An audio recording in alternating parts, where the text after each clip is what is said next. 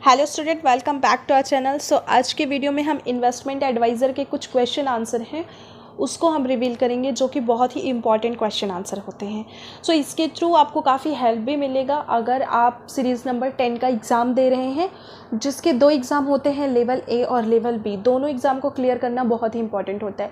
और साथ में अगर आप चाहते हो कि फर्स्ट टाइम में आप अपना एग्ज़ाम क्लियर करो, जो कि हम NISM के सारे सर्टिफिकेशन की प्रिपरेशन करवाते हैं प्लस NCFM की भी प्रिपरेशन करवाते हैं, तो आप हमारे डिस्क्रिप्शन बॉक्स में जाके डायरेक्टली हमें कांटेक्ट कर सकते हैं, व्हाट्सएप कर सकते हैं और कॉल भी कर सकते हैं।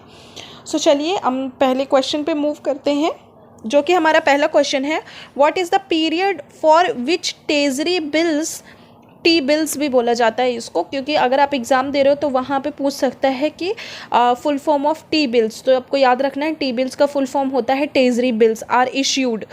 तो ट्रेजरी बिल्स जो है वो उसका पीरियड बताना है, यहाँ पे टाइम ड्यूरेशन बताना है कि कब कब इश्यूड होता है ये, ठीक है। तो यहाँ पे दिया है treasury T bills are issued for a period running of 60 to 65 365 days, 31 to 364 days, 91 to 364 days and 1 year to 3 years, ठीक है। सो इतना इसका ड्यूरेशन रहता है। तो central government issued treasury bills of different maturity होता है, ठीक है। डिफरेंट मैच्योरिटी सच 91 डेज पे होता है और एक 182 डेज एंड 364 डेज, ठीक है। सो मैच्योरिटी डेज इज 91 डेज पे हो सकता है, 182 पे और 364 तक भी हो सकता है। तो treasury bill are issued for a period ranging from 91 to 364 days, 91 days के पहले नहीं और 364 डेज के बाद नहीं, ठीक है। सो ये इसका राइट आंसर होता है। चलिए मूव करते हैं नेक्स्ट क्वेश्चन पे। सो क्वेश्चन है, identify which of these is not a method for a company to raise capital in the primary market.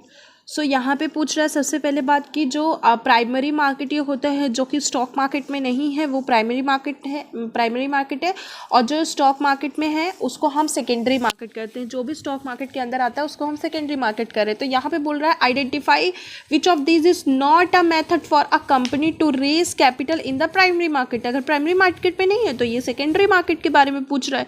तो यहाँ पे दिया है offer for sale, private placement, qualified institutional placement, QIP और right issues. So right issues क्या होता है, इसका जो राइट आंसर है वो राइट इशू है। A right issue is not a mode for raising money in the primary market. ये कोई मनी रेज करने के लिए कोई मोड नहीं है। A right offer is an offer or share made for existing shareholder of the company. There is a specific ratio in which of the shares are offered to the existing investor and usually at a discount to the current market price. तो right issues जो होता है, पहले ये देखते हैं कि इसको हम क्यों राइट इशू को प्राइमरी मार्केट सेकेंडरी मार्केट के अंदर बोल रहे हैं। पहली बात कि यहाँ पे ऑलरेडी यहाँ पे इसने नॉट लगा दिया, a method for not raise capital in the primary market. मतलब अगर प्राइमरी मार्केट में नहीं आ रहा तो सेकेंडरी मार्केट के बारे में ये पूछ रहा है, जो कि राइट इशू होगा। राइट इशू मतलब ये होता है कि कंपनी अपने शेयर होल्डर्स को, जो कि एग्जिस्टिंग क्लाइंट्स रहते हैं, एग्जिस्टिंग शेयर होल्डर्स रहते हैं जिनके पास ऑलरेडी शेयर हैं, उनके लिए वो क्या करती है, शेयर्स लेके लाती है, ऑफ़र लेके आती है। ऑफ़र फॉर शेयर्स बोलते हैं उसको, FOS बोलते हैं, ठीक है। तो वो शेयर्स लेके आती है जो कि डिस्काउंट में मिलता है उनको, तो वो सिर्फ एग्जिस्टिंग होल्डर ही उसको ले सकते हैं, ठीक है। सिर्फ उनके लिए ही वो रिलीज़ करती है। तो अगर किसी के पास ऑलरेडी शेयर्स हैं, अगर शेयर्स की बात आ रही है, शेयर्स में काम हो रहा है, तो मतलब कि ये सेकेंडरी मार्केट हो गया। तो सेकेंडरी मार्केट के अंदर क्या आता है, राइट इशू आता है। सो इसका राइट आंसर क्या है, राइट इश्यूज़ होंगे।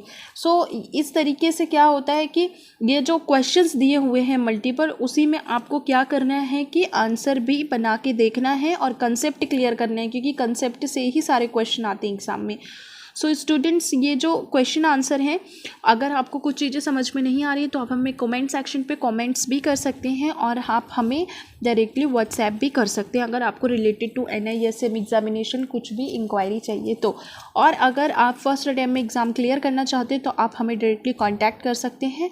हम ऑनलाइन क्लासेस प्रोवाइड कराते हैं, जो कि ऑल ओवर इंडिया में रहती है क्लासेस हमारी, और आउट ऑफ कंट्री में भी रहती हैं। तो हम शॉर्ट टाइम पे भी एग्ज़ाम क्लियर करवा के देते हैं विद द स्टडी मटेरियल, और लॉन्ग टाइम में भी प्रोवाइड कराते हैं। तो चलिए स्टूडेंट, अब मिलते हैं नेक्स्ट वीडियो में। तब तक के लिए take care of your health and your family. जय हिंद।